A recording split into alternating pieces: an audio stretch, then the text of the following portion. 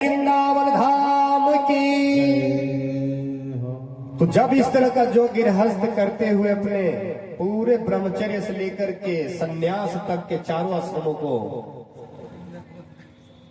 अपना पूर्ण कर्तव्य कर्म कर करके भगवान को प्राप्त कर लेता है। और ऐसा हुआ भी था। प्रहलाद जी को देखो ना, प्रहलाद जी जैसे ही थोड़े से बड़े हुए तो उनका जो पिता था राक्षस था हिरण्यकश्यपु, ले जाके गुरुकुल में एडमिशन कराया पढ़ने के लिए। जिसके पढ़ाने वाले टीचर मास्टर लोग थे जिनका नाम था संडा और अमर्क जी। वह विद्यालय का नाम था हिरण्यकश्यपु दानव विश्वविद्यालय, जिसमें सभी बच्चों को मारने काटने की ही विद्या पढ़ाई जाती थी, छल कपट की। लेकिन प्रहलाद जी का केवल गर्भाधान संस्कार सही समय पे हुआ था, तो उस वैसी रोज विद्या दी जाती थी मार काट की। प्रहलाद जी पढ़ते थे, याद कर भी लेते थे, गुरु जी को सुना भी देते थे, पर आचरण में नहीं उतारते थे। एक वर्ष बीता, हिरण्यकश्यपु गया प्रहलाद जी के सामने कि देखो तो बेटा की पढ़ाई कैसी चल रही है। तो जैसे ही हिरण्यकश्यपु ने पूछा, गोद में लिए प्रहलाद जी से और कहा कि बेटा तुम्हारी पढ़ाई कैसी चल रही है। प्रहलाद जी ने कहा पिताजी बहुत अच्छी चल रही है पढ़ाई। अच्छा तो बेटा तुम अब तक जो सबसे अच्छा पाठ पढ़े हो वो हमें सुनाओ। प्रहलाद जी ने सबसे अच्छा पाठ कहा, पिताजी अब तक मैंने जो सबसे अच्छा पाठ पढ़ा वही मैं आपको सुनाता हूँ। प्रहलाद जी ने क्या सुनाया, जो यह संसार है इसमें व्यवहार निभाते हुए और अधिक से अधिक वृंदावन जा करके वहां भजन करना चाहिए, क्योंकि जो गृहस्थी है विवाह शादी यह अंध कुआं के समान है। तत्साधु मन्ने सुरवर्य देहिना सदा समुद्विग्न धिया समद्गृहा हेत्वात्मपातं गृहमन्ये कोपम वनं गतो यधर्माश्रयेत।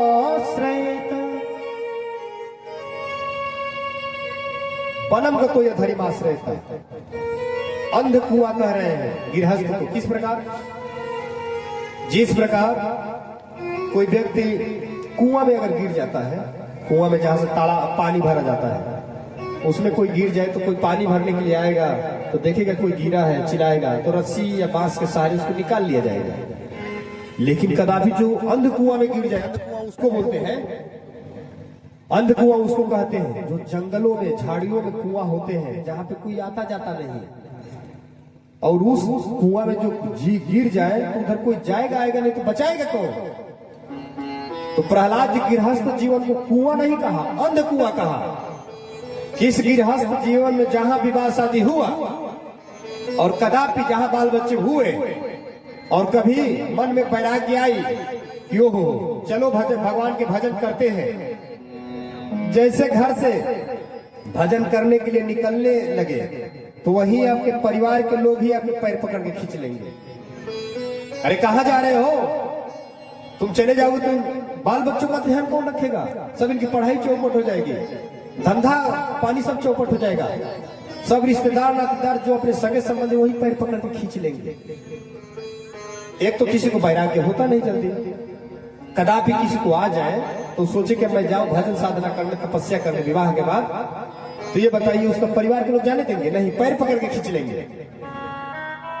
जिस प्रकार एक अंधों की लाइन जा रही थी, उस लाइन में सब अंधे ही थे, तो जो आगे वाला अंधा था आगे नाली पड़ा, उसी नाली में धड़ाम से गिर गया। तो जैसे धम से आवाज हुई तो जो पीछे के जितने अंधे थे सब रुक गए, बोले भाई सावधान, ये आवाज कैसे आई, लगता है कुछ खतरा है, गड़बड़ है। तो जो अंधा नाली में गिरा था वह सोचा कि अब तो मैं गिर ही गया हूं, मैं नहीं बताऊंगा, ये भी दुष्ट गिरे। तो अंदर से बोल रहा है कि हाँ नहीं भाई कोई खतरा नहीं, रास्ता ठीक है, आ जाओ।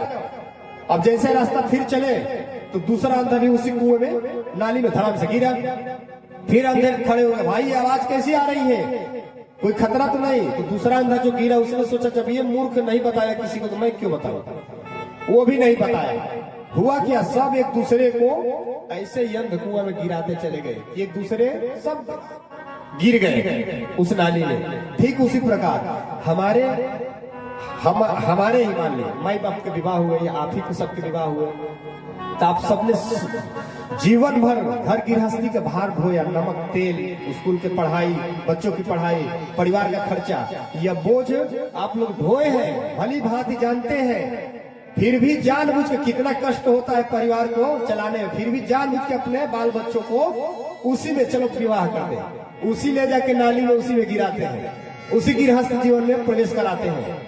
तो प्रहलाद जी अपने पिताजी को बता रहे हैं कि पिताजी ये जो गृहस्थ जीवन है अंध कुएं के समान है, इसलिए जितना अधिक से अधिक हो सके इस अंध कुआं से बचो, और बचने के बाद क्या करो, बनम गतो यधरिमाश्रयेत।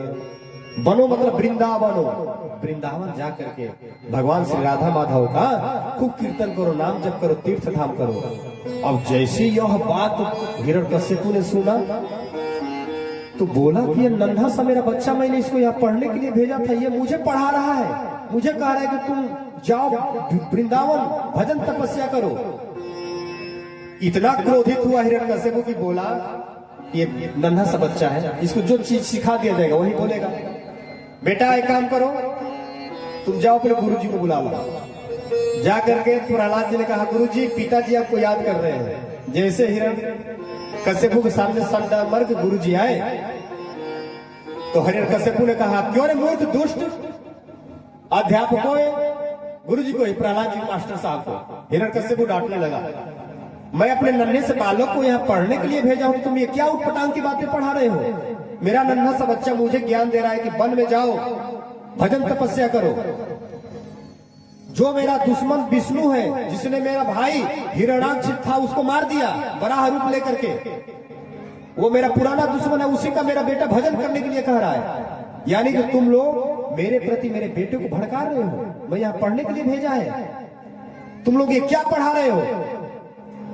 संडमर्क के गुरुजी ने कहा सरकार आपकी कसम, आप जो पुस्तक निर्धारित किए हैं वही पढ़ाई जाते हैं यहाँ पे, बाकी अन्य कोई नहीं। अब ये बातें आपके बेटा ने कहां से सीख ली, अब मैं उसे पूछता हूँ। एक और बात ध्यान देना है, मास्टर जी में गुरु जी में अंतर होता है, क्योंकि जो मास्टर जी होते हैं वो वही पढ़ाएंगे जो सरकार ने किताबें निर्धारित की है। अगर सरकार ने निर्धारित कर दिया कि गांव में गणेश पढ़ाओ, पढ़ाने लगे गुरुजी, तब तक सरकार ने देखा कि राज्य में सांप्रदायिक दंगा होने लगी, अन्य धर्म विरोधी गणेश से आपत्ति जताने लगे, तो उसी सरकार ने आदेश कर दिया भाई ग से गणेश न पढ़ाओ, ग से गधा पढ़ाओ, तो ग से गधा पढ़ाने लगे। तो जैसा जैसा सरकार आदेश करेगा वैसा वैसा गुरुजी पढ़ाए, ये मास्टर लोग कहलाते हैं। लेकिन गुरुजी किन्हें कहते हैं, वह क्या सत्य है क्या असत्य है उसी का बोध कराए, वही पढ़ाई पढ़ाए, उसी को गुरुजी बोलते हैं। तो ये तो मास्टर साहब हैं, हिरण्यकश्यपु के कर्म अधिकारी विद्यालय में काम करने वाले मास्टर लोग हैं संडमर्क। तो संडमर्क ने कहा हिरण्यकश्यपु से कि सरकार एक मौका दो, मैं प्रहलाद से पूछता हूं तो उसको ये बातें किसने सिखाई।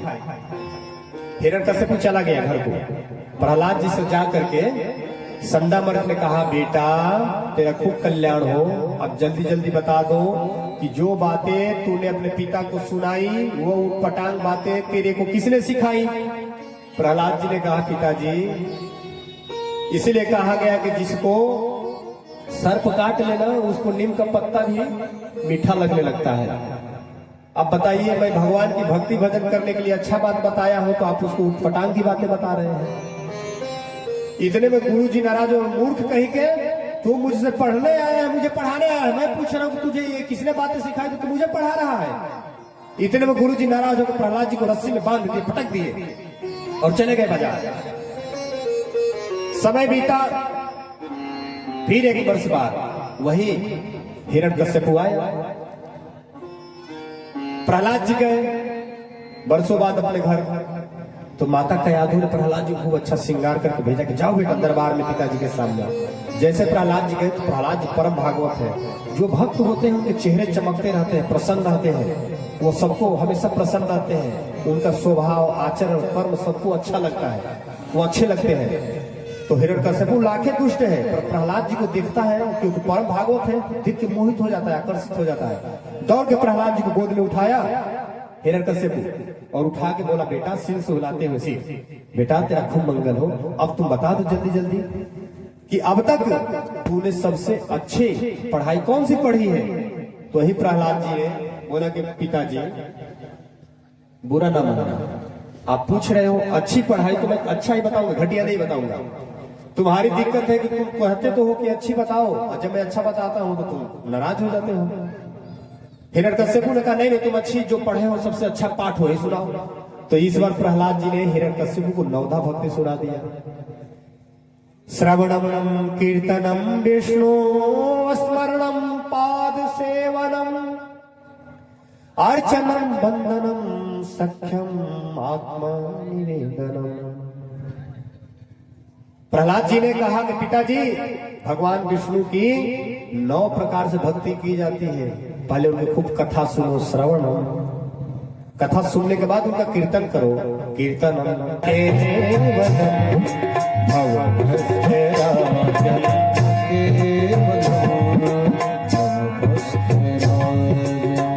सबई बलम बलिनाम चापरे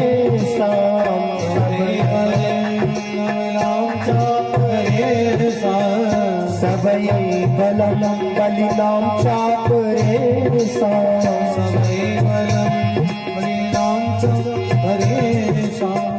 हरे वरे निष्ठिम जंगमाये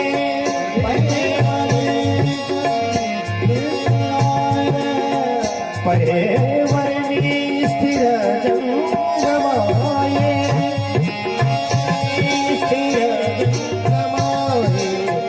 ब्रह्मोदयो येन संप्रणिता ब्रह्मोदयो येन संप्रणिता न केवलं भवतस्य राजन्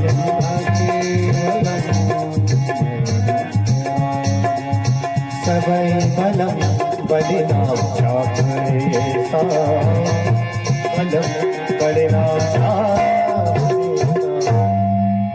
आपके ब्रह्मा जी को भी मेरे प्रभु बल प्रदान करने वाले, क्योंकि वंशम प्रणीता उन्हीं के वंश है। भगवान नारायण के नाभि कमल से ही तो ब्रह्मा जी प्रकट हुए। ब्रह्मा जी के पिताजी तो नारायण है, तो इसलिए वो नारायण मेरे साथ है। इतने में हिरण्यकश्यपु ने बोला, मैं तेरे को बाद में देखूंगा, मैं तेरे पहले नारायण को देखता हूँ, बता तेरा नारायण कहाँ है। प्रहलाद जी ने कहा, पिताजी वो कहा नहीं है। ईशावास्यमिदं सर्वं या किंचन जगत्याम जगत तेन त्यक्तेन भूजिता माग्विदः कस्य स्वीधनम वेद। ईशावास्य उपनिषद 1 नंबर अध्याय के 3 नंबर श्लोक। उन्होंने कहा, पिताजी मेरे प्रभु हर जगह है, कहा नहीं है। तब हिरण्यकश्यपु ने कहा कि क्या तेरा भगवान इस खंभे में है। प्रहलाद जी ने कहा हाँ। तो भक्त जहां कहीं हाँ प्रभु विराजमान हो गए वहां। और जैसे ही क्रोध में हिरण्यकश्यपु ने गदा मारा खंभे में, वहीं से भगवान नरसिंह ऐसे प्रकट दहाड़ मारते हुए प्रकट हो गए। और प्रकट होते ही ऐसा दहाड़ मारा हिरण्यकश्यपु के ऊपर कि उनका भयानक रूप देख के हिरण्यकश्यपु दूर भाग गया। गड़ग गड़ग गड़ानो गड़ग गड़ग गड़ानो खंभ फाटो चर चरानो निकसो नर नाहर की रूप यति भयानक है। गड़ग गड़ गड़ावे दासन जीभ लप लपावे 10 वन सरोज जात अंग मात खाने। जैसे उनका भयंकर रूप देखा, ऐसी गर्जना भयंकर प्रहलाद जी भी आज तक भगवान के नहीं देखे थे कि मैं जिनकी भक्ति करता हूं क्या उनका स्वरूप ऐसा है। और देख करके तुरंत पटक दिए भगवान नारायण नरसिंह रूप से हिरण्यकश्यपु को। पर हिरण्यकश्यपु ने बोला, देखो भले मैं पटका गया हूं पर मुझे तुम मार नहीं पाओगे, क्योंकि ब्रह्मा जी के वरदानों ने मुझे अमृत प्रदान किया है। भगवान ने कहा, अच्छा क्या है तेरा वरदान सुना। हिरण्यकश्यपु ने कहा कि ब्रह्मा जी ने मुझे वरदान दिया है कि ना मनुष्य से मरूंगा ना जानवर से मरूंगा। भगवान ने कहा कि जरा मेरा स्वरूप को देख। मैं ना मनुष्य हूँ न जानवर हूँ, दोनों हूँ, नर सिंह हूँ। क्योंकि भगवान के आधा शरीर नर था, ऊपर का सिंह, शेर का शरीर। फिर कहा कि फिर भी मैं नहीं मर सकता, क्योंकि भगवान ने मुझे वरदान दिया है ब्रह्मा जी ने कि ना मैं ऊपर मरूंगा ना नीचे। भगवान बोले कि तू कहाँ इस समय खड़ा है, तू मेरी गोद में है, ना तू ऊपर है ना नीचे है। तब उसने कहा ना मैं अंदर मरूंगा ना बाहर। उन्होंने कहा भैया तो इस समय बीच देहरी में है, ना तू अंदर है ना बाहर है। तब उन्होंने कहा कि मैं दिन में मरूंगा ना रात में। तब भगवान ने कहा कि देख ले सायकाल को धूल में रहना, दिन है ना रात। तो भगवान ने कहा कि ना तुम अंदर हो ना बाहर हो, तुम मेरी गोद में हो, दीवार बीच देहरी में हो। इतने में भगवान नरसिंह से हिरण्यकश्यप बोला फिर भी नहीं मार सकते, क्योंकि तुम ना अस्त्र से मैं मर सकता ना शस्त्र से। भगवान ने कहा कि तेरे लिए मेरे नाखून ही पर्याप्त है। और सारी वरदानों को रक्षा करते हुए भगवान ने हिरण्यकश्यप का पेट फाड़ डाला और फाड़ के पेट से उसकी आंख निकाल के माला पहन ली भगवान ने। और इतना विकराल भयानक रूप लगने लगे भगवान कि प्रहलाद जी भी अवाक रह गए। सभी देवता आए मनाने के लिए, लक्ष्मी जी भी आई, किसी से नहीं माने। पर सभी देवताओं ने कहा कि प्रहलाद प्रभु ने तुम्हारे लिए ऐसा रूप बनाया है, इसलिए जाकर के तुम भगवान को मनाओगे तो अवश्य मानेंगे। तो हुआ कि नहीं, ब्रह्मा जी सर्वश्रेष्ठ सृष्टि के करता है, रचना करता है, इसलिए वो आए। ब्रह्मा जी जैसे गए, जैसे प्रभु ने हुंकार भरी, उनका हंस फड़फड़ाता भागा ब्रह्म। लोग गए लक्ष्मी मैया को बोले कि आप चलो। शायद कितने पति देव कितने भी नाराज हो पर पत्नी देव याद आती है तो प्रसन्न हो ही जाते हैं। जैसे लक्ष्मी जी आई, रुनुक झुनुक पायल करते छमछमाते आरती की थाल लेकर के, पर जैसे ही भगवान की आरती करते करते चरणों से जैसे मुख के पास ले गए, इतने में भगवान ने दहाड़ा लक्ष्मी जी थाली फेंक करके दैया मैया करते भागी। और अंत में प्रहलाद जी बनाए।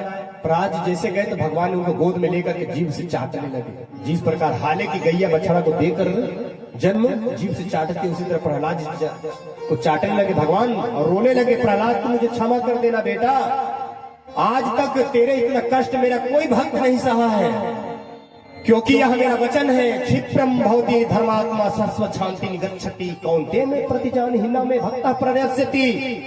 जो मेरा भक्त मुझे याद करता है, अरे जो भक्त अपराध कर रही राम रोष पावक सो जा रही, लेकिन तू ऐसा पहला भक्त है बेटा कि मैं तेरे पास आने में मैं इतना विलंब कर दिया, इसलिए तू मुझे क्षमा कर दे। रोने लगे भगवान। प्रहलाद जी बोले प्रभु उल्टी गंगा ना बहाइए। और प्रभु बोले कि प्रहलाद तू वरदान मांग ले। भगवान बोले कि मुझे कुछ नहीं चाहिए। अंत में प्रहलाद जी नहीं मांगा कि मुझे अगर कुछ देना चाहते हो तो यही दो कि कुछ मांगने की इच्छा ना हो। फिर प्रहलाद जी से कहे नहीं कुछ मांग ले, तो उन्होंने यही मांगा कि पिताजी मेरे भले दुष्ट स्वभाव के थे, मैं उनका भक्त बेटा हूं, ऐसा करो कि मेरे पिता की दुर्गति ना हो, नरक ना जाए। प्रहलाद जी से भगवान ने कहा कि बेटा तुम्हारे जैसा भक्त जिस कुल में जन्म लेता है उसकी 21 पीढ़ियां तर जाती है। 7 कुल ननिहाल पक्ष की, 7 कुल पिता पक्ष की दादा परदादा, और 7 कुल आगे उसके वंश में जो आएंगे 21 पीढ़ियां तर जाती है। इसीलिए वेद में पहले ही ऋग्वेद में बताया गया कुलम पवित्रम जननी कृतार्था वसुंधरा पुण्यवती चतेन अपार संवित सुख सागरे यस्मे लीनम परे ब्रह्मरि यस्य चेतः। जो भक्त कुल में जिस परंपरा में जन्म लेता है उसकी 21 उसका कुल, उसकी जननी, उसकी माँ का गर्भ पवित्र हो जाता है, इतना तक कि वसुंधरा पूर्ववती चतेना, यह धरती भी पवित्र हो जाती है। अपार संभे सुख सागरे यस्मि, अपार सुख देने वाला होता है संसार को, क्योंकि लीनम परे ब्रह्मरि यस्य चेतः, क्योंकि भगवान में हर समय लीन रहता है। तो हमने भैया 3 दिन तक भक्ति परक की कथा कही। जो लोग सुने होंगे सत्संग कराया, भक्ति परक, ज्ञान परक, वैराग्य परक, जिनको जितना इसमें लाभ मिला हो अपने अंदर धारण करेंगे। आचरण एक ही चीज कहूंगा, जितने वेद शास्त्र संपूर्ण है सबको अध्ययन करने के बाद एक ही चीज निकला कलयुग के लिए, यत् फलम नास्ति तपसा न दाने न चेजया। सम्यक लौके सब कीर्तन। कलयुग में केवल नाम जप की महिमा बताई गई है। मैं उस दिन भी बताया था कि भागवत का अंतिम श्लोक 18,000 श्लोक का जो अंतिम श्लोक है 18 श्लोक को वह यही कहता है, नाम संकीर्तनम यस्य सर्व पाप प्रणाशनम प्रणाम दुख समन तम नमामि हरिम परम। नाम जप, यही वेद ने भी इसको पुकारा है, सर्वे वेदा। उसने भी कहा है वेदांत विसन्ने से केवल विच्छिन्नानुरागम लभते। तो इसलिए भैया नाम जप करिएगा, यही सब समस्त शास्त्र वेद का सार है। नाम जप करिएगा। और हम यही अपने वाणी को विराम देते हैं। इस दास से जो भी त्रुटि हुई होगी वचन मन क्रम वचन से तो क्षमा करिएगा। जय जय किशोरी जी, जय जय भजन। हरि कथा सुनाने वाले, आत्मज्ञान कराने वाले, तुमको लाखों प्रणाम, तुमको लाखों प्रणाम।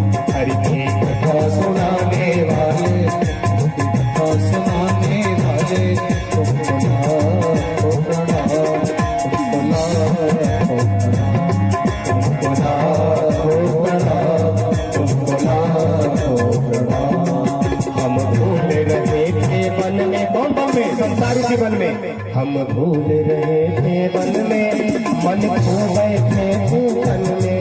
हम भूल रहे थे वन में, मन खो बैठे तन में। हम भूल रहे थे वन में, मन खो बैठे तन में। हम भूल रहे थे वन में, मन खो बैठे तन में। आत्मज्ञान कराने वाले, सुखामृत पिलाने वाले, तुमको लाखों प्रणाम, तुमको लाखों प्रणाम, तुमको प्रणाम, तुमको लाखों। और लेकर विषयों का प्याला जा रहे थे यम के नाला। संसार से विषय को भोगते हुए हम नरक की तरफ जा रहे थे, पर हे गुरुदेव आपने हमें रास्ता दिखा दिया। लेकर विषयों का प्याला जा रहे नियम के गाला, लेकर विषयों के प्याला जा रहे नियम के गाला। आत्मबोध कराने वाले, आत्मबोध कराने वाले, तुमको लाखों प्रणाम, तुमको लाखों प्रणाम, तुमको लाखों प्रणाम, तुमको लाखों प्रणाम। ओम श्री सीताराम महाराज की जय, संत वैष्णव भगवान की जय, यज्ञ नारायण भगवान की जय, श्री चित्रकूट धाम की जय, श्री अयोध्या धाम की जय, श्री मिथिला धाम की जय, श्री वृंदावन धाम की जय। जय जय श्री सीताराम, जय जय श्री राधे